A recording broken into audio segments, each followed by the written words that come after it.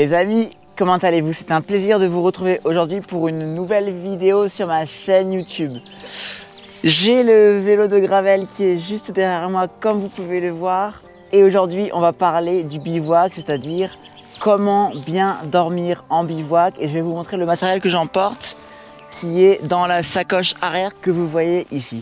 Bon, le principe du bivouac, c'est assez simple, ça va être d'avoir une multitude de possibilités en fonction de la météo. C'est-à-dire s'il fait chaud, s'il fait froid, on va voir ce qu'on va pouvoir assembler, ce qu'on va pouvoir rajouter ou enlever comme matériel pour s'adapter à toutes les situations. Bon, assez parlé, je vous montre ça tout de suite. En gros, j'ai tout dans la sacoche arrière, je vais déballer ça et puis on va regarder ça ensemble. Ok, donc dans cette sacoche, j'ai absolument tout le nécessaire pour bivouaquer dans toutes les conditions, c'est-à-dire qu'il fasse chaud ou qu'il fasse froid, tout tient là-dedans. Et cette fois-ci, j'ai tenté une nouvelle façon de bien compresser tout ça ensemble, c'est de mettre directement le matelas dans le sac bivy et avec le duvet par-dessus. Donc je vais vous montrer ça tout de suite, mais c'est une façon qui pourrait me permettre de gagner du temps en bivouac, parce qu'au moment où je vais dérouler tout ça, et ben tout va être d'un seul tenant et je n'aurai pas à essayer de mettre mon matelas dans le bivy, etc. Donc ça, c'est la première chose. Et en fait, c'est ma toile de tente tarp, mais qui me sert également de sacoche de transport pour mettre le vélo dans le train. Peut-être que ça fera l'objet d'une deuxième vidéo, mais du coup, c'est vraiment double usage. Emballer le vélo pour prendre le train et à la fois me faire un petit abri, un petit toit à la fin, si besoin, s'il y a des risques de pluie. Et là, voilà, si on déballe le tout, ça va donner ça. Alors c'était un petit peu galère de le faire rentrer dans le sac de compression, mais ça donne ça. Il y a quelque chose qui est assez important, c'est que moi, j'enlève tous les sacs de compression individuels de chaque objet. Parce que si j'ai le duvet qui a une forme un peu ovale, le bivy qui a une forme un peu ovale, le matelas qui a une forme un peu ovale, ben en fait, ça se compresse très mal et ça prend pas du tout la forme du sac de compression qui est ici. Alors que si j'enlève tous les sacs de compression, eh ben, je vais pouvoir faire une forme qui est beaucoup plus en cohérence avec la forme du sac de compression de ma sacoche arrière Ristrap. Ok, donc comme je vous disais, tout est d'un seul tenant ici.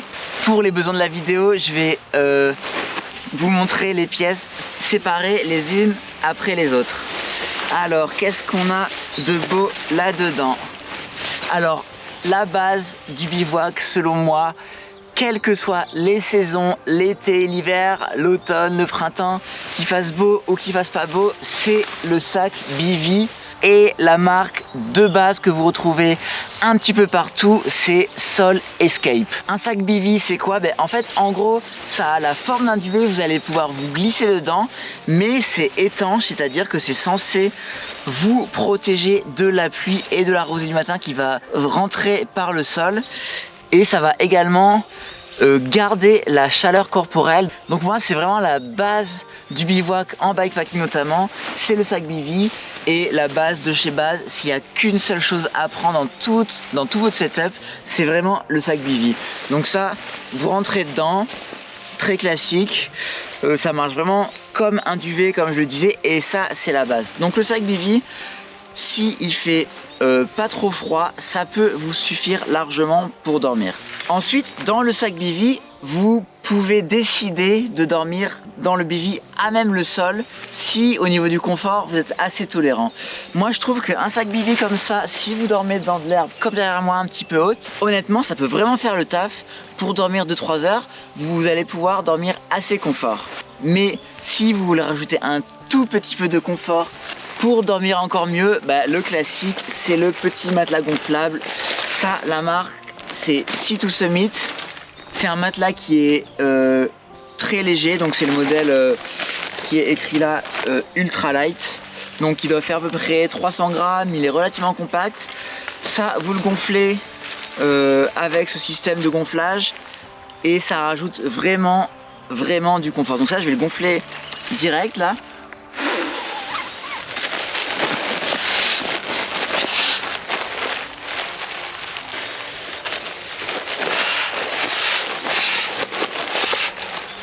Ok, donc le matelas est gonflé et maintenant on va voir qu'on peut rentrer le matelas directement dans le sac bivy. Plusieurs avantages à ça, c'est que le sac bivy va protéger le matelas des épines dans le sol et ça va permettre de ne pas percer le matelas parce que ça, c'est des matelas qui sont assez légers mais qui ont une résistance à la crevaison qui est vraiment limitée. Donc moi j'ai notamment une rustine que vous voyez peut-être ici parce que j'ai dû le rafistoler, mais si vous mettez le matelas dans le bivy comme je vais faire maintenant, et ben ça le protège vraiment des épines et ça permet de le garder plus longtemps sans le percer. Donc du coup le matelas il rentre dans le bivy si c'est un modèle un petit peu petit et si c'est pas un matelas de camping on va dire vraiment énorme du type matelas autogonflant.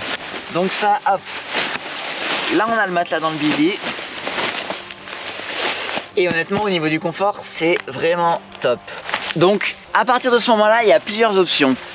La première option c'est l'été, il fait chaud, on peut dormir directement sur le matelas dans le bivy, mais moi j'ajoute quand même un petit drap de soie, un petit sac à viande comme ça, tout simplement parce qu'après une journée de 20 heures sur le vélo, on a un peu transpiré, le bivy c'est un petit peu rugueux quand même, donc moi je trouve qu'un petit sac à viande comme ça, c'est pareil, la marque c'est Sea2 Summit également, ça rajoute un petit confort qui n'est pas négligeable. D'ailleurs il y a quelques draps de soie comme ça dans la marque Sea2 Summit également, qui permettent de gagner quelques degrés, donc pour rajouter un petit peu de confort si les températures sont un peu basses. Donc ça, je le glisse là-dedans et honnêtement, ça me fait une option de couchage qui est vraiment pas mal, qui permet de dormir quand il fait pas trop froid et c'est assez top. Si les températures sont un petit peu plus basses, donc par exemple fin d'automne, hiver, on va dire qu'on va être sur des températures qui sont en dessous de 5 degrés, et ben là on peut rajouter un duvet. Alors les duvets c'est une des pièces les plus chères de ce setup parce que moi j'ai un Sea2 Summit, c'est un Spark 1 il me semble, qui vaut quand même assez cher, je pense qu'on est sur du 250 € à peu près, mais c'est un duvet qui une fois compact est assez minuscule, dans son sac de compression il fait cette taille là, donc c'est assez impressionnant pour une température de confort annoncée il me semble de 5 degrés. Donc s'il fait un petit peu froid, hop, on met le duvet à l'intérieur et moi je conseille de garder un sac de soie qu'on va glisser à l'intérieur. L'avantage du sac de soie également c'est de ne pas trop salir le duvet pour éviter de passer trop souvent le duvet à la machine à laver par exemple.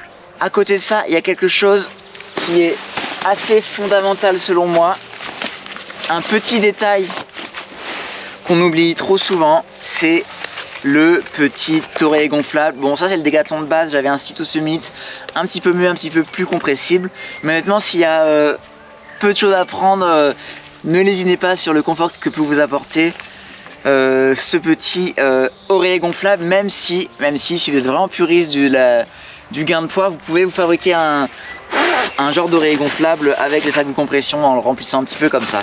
Mais le petit oreiller gonflable c'est un des points qui est assez appréciable quand même pour passer une bonne nuit. Hop. Donc là, ce que je viens de vous montrer, c'est le matériel total pour avoir le plus de confort possible et pour pouvoir dormir sur des températures les moins élevées possibles. Il y a quelque chose que j'ai oublié, excusez-moi, c'est la doudoune. Alors la doudoune, moi, c'est un des points les plus importants de mon matos en bikepacking parce que ça vous permet de l'utiliser en vélo quand il fait froid, mais ça peut aussi faire office de duvet pour des nuits fraîches d'été par exemple. Moi j'ai dormi en montagne l'été dernier, il devait faire moins de 0 degré, donc j'avais comment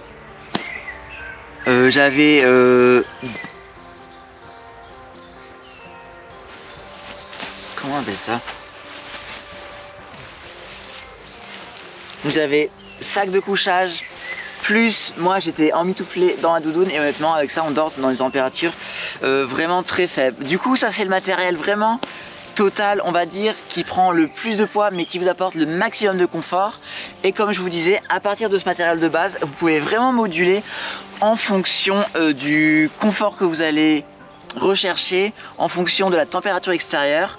Moi mon setup vraiment minimaliste, le plus minimaliste possible en bikepacking, en épreuve d'ultra distance en été, c'est uniquement oreiller, sac bivy pour se protéger des éléments extérieurs et drap de soie à l'intérieur. Donc Ça, si vous dormez dans de l'herbe, honnêtement, vous pouvez quand même passer des bonnes nuits. Si vous êtes un petit peu fatigué et que vous avez envie de dormir que 3 heures, d'être le plus léger possible, ça, pour moi, c'est les 3 éléments, on va dire, qui font le taf, mais vraiment dans une optique de gain de poids et dormir 2-3 heures.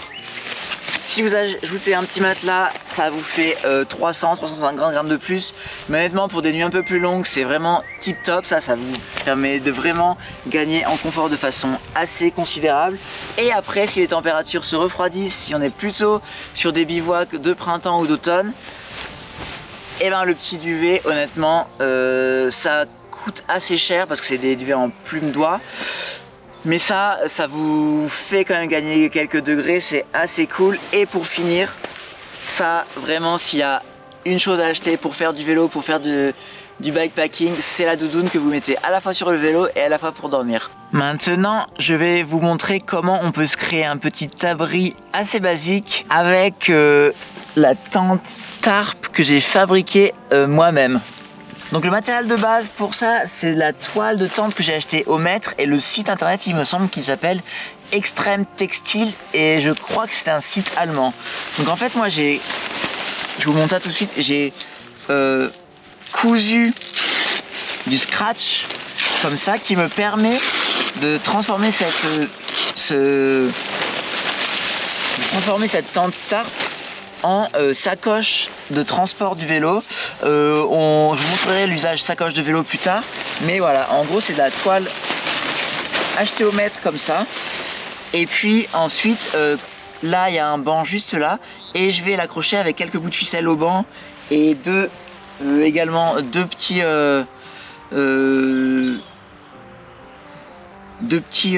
sardines, pardon, j'avais un trou de mémoire, au banc. Et puis ça permet vraiment de faire un petit abri pour avoir l'impression de dormir sous un toit et d'être abrité s'il y a un petit peu de pluie.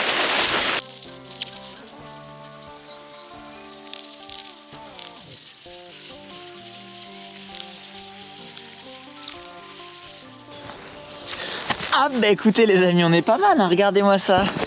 Une belle petite tente en 2 temps 3 mouvements avec une petite toile. Et moi je vais dormir là-dedans. Hop.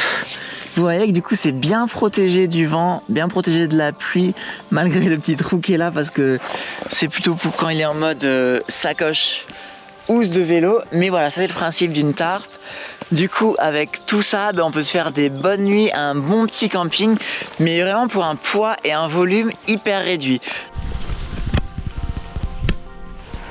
Hey, regardez-moi ça les amis, voilà ce que ça donne à l'intérieur du tarp. Puis le petit banc en dessous, c'est assez astucieux parce que ça me permet de mettre toutes mes affaires à l'abri de la pluie et du vent. Allez, bonne nuit la team Anma. Trail 59, réveil à peu près vers 5h30, 6h. Bon les amis, j'espère que cette vidéo vous a plu, j'espère avoir répondu au maximum de vos questions. Si vous avez d'autres questions, n'hésitez surtout pas à me les poser en commentaire. Abonnez-vous pour ne pas rater les prochaines vidéos. On se retrouve également sur Facebook, sur Instagram, mon pseudo c'est Low Carb Frenchy et on se dit à la prochaine. Ciao.